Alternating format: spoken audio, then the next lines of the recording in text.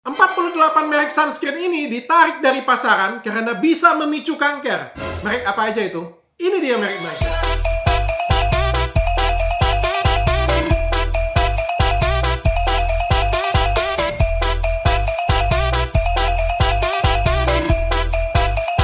Nah, siapa tahu kamu pakai ya. Dok, kenapa sih merek terkenal tersebut bisa ditarik dari pasaran?